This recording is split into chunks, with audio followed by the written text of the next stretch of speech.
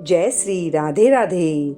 कहते हैं महाभारत में अगर सबसे रहस्यमय रिश्ता था तो वह था एक स्त्री और 5 पतियों का रिश्ता। लेकिन क्या सच में यह केवल विवाह था या इसके पीछे कोई गहरा धर्म, भाव और त्याग छिपा था? आज हम जानेंगे कैसे 5 पांडव से अलग अलग रूप में प्रेम करती थी और क्यों उनका प्रेम किसी एक पुरुष तक सीमित नहीं था, बल्कि धर्म, कर्तव्य और आत्मा से जुड़ा था। पहला रहस्य, प्रेम केवल शरीर से नहीं, स्वभाव से होता है।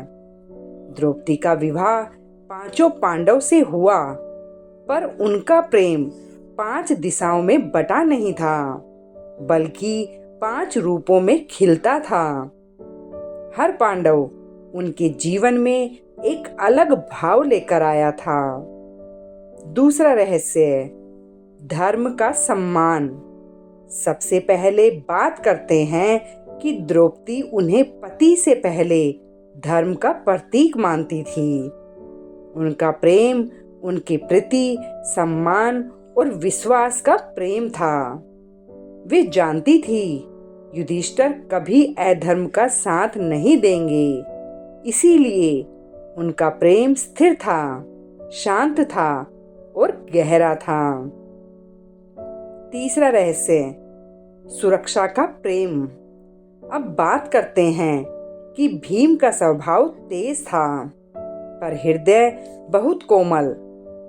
जब द्रौपदी का अपमान हुआ, भीम ही थे जिन्होंने प्रतिज्ञा ली। द्रौपदी का प्रेम भीम के प्रति एक स्त्री का उस पुरुष के लिए प्रेम था जो उसके लिए दुनिया से लड़ सकता था। चौथा रहस्य, हृदय का आकर्षण। अब आते हैं उस पांडव पर जिससे द्रौपदी का नाम सबसे अधिक जोड़ा जाता है। स्वयंवर में अर्जुन ने ही उन्हें जीता था।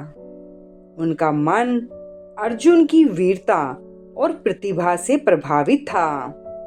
द्रौपदी का प्रेम अर्जुन के प्रति एक स्त्री का अपने प्रिय के लिए गुप्त, मधुर और रोमांच से भरा प्रेम था।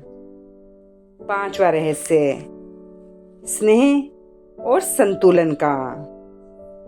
नकुल और सहदेव के प्रति द्रौपदी का प्रेम मां सा स्नेह था। वे उन्हें छोटे भाई जैसे भी मानती थी और पति की मर्यादा भी निभाती थी। यह प्रेम त्याग का था, संयम का था और सबसे कठिन था। छठा रहस्य, द्रौपदी का सबसे कठिन व्रत। बहुत कम लोग जानते हैं कि 5 पतियों के लिए साथ जीवन जीना द्रौपदी के लिए आसान नहीं था। उन्हें हर वर्ष अपना मन, अपना समय और अपना जीवन एक पति के साथ बिताना होता था। यह नियम स्वयं के वचन से बना था। पर सोचिए, एक स्त्री के लिए यह कितना कठिन रहा होगा। हर वर्ष अपने भाव बदलना, अपनी जिम्मेदारियां बदलना और फिर भी अपने मन को स्थिर रखना, यही द्रौपदी की शक्ति थी। सातवां रहस्य, अपमान के बाद प्रेम कैसे बचा। जब हस्तिनापुर की सभा में द्रौपदी का अपमान हुआ तो केवल उनके वस्त्र ही नहीं खींचे जा रहे थे, बल्कि उनका विश्वास भी टूट रहा था। वे पूछ रही थी, क्या मैं वस्तु हूं? क्या पत्नी का सम्मान इतना छोटा है? उस समय 5 पांडव मौन थे और यही वह क्षण था जब द्रौपदी का प्रेम परीक्षा में था। उन्होंने उस दिन क्रोध किया, आंसू बहाए, पर अपने पतियों से घृणा नहीं की, क्योंकि वे जानती थी उनकी कमजोरी उनका स्वभाव नहीं, परिस्थिति थी। यही सच्चा प्रेम होता है। 8वां रहस्य, वनवास का प्रेम। वनवास के समय राजमहल की रानी जंगल में चल रही थी। कभी कांटे चुभते, कभी भूख लगती, कभी ठंड सताती, पर द्रौपदी ने कभी शिकायत नहीं की। वे हर पांडव के दुख को समझती थी। जब फल ढूंढकर लाते तो वे मुस्कुराकर धन्यवाद देती। जब साधना में जाते तो उनके लौटने तक प्रतीक्षा करती।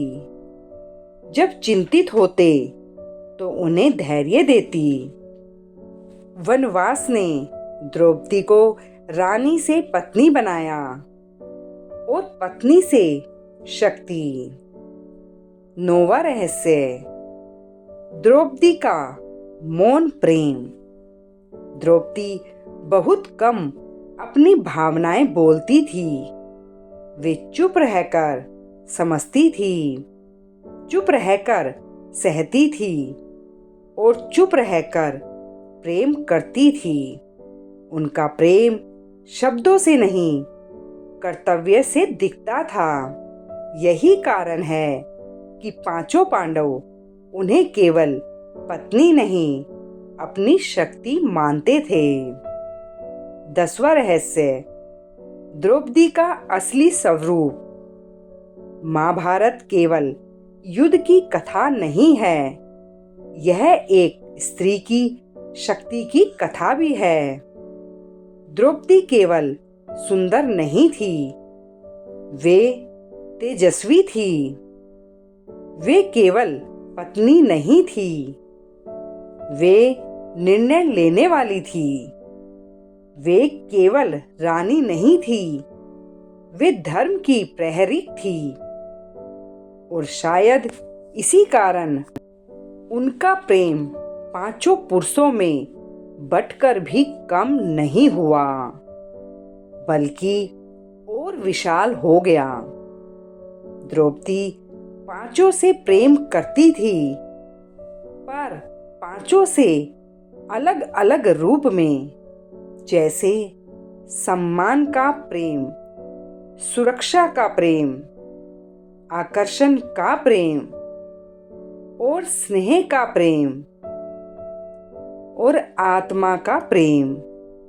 शायद इसी कारण उन्हें महाभारत की सबसे शक्तिशाली स्त्री कहा जाता है। अगर आपको यह कथा सच में नई लगी हो तो कमेंट में जरूर लिखिए। जय श्री कृष्णा।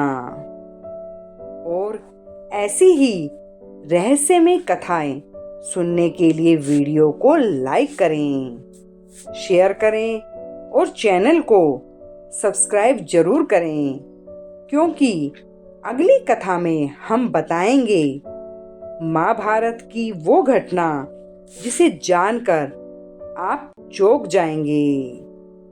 जय श्री कृष्णा।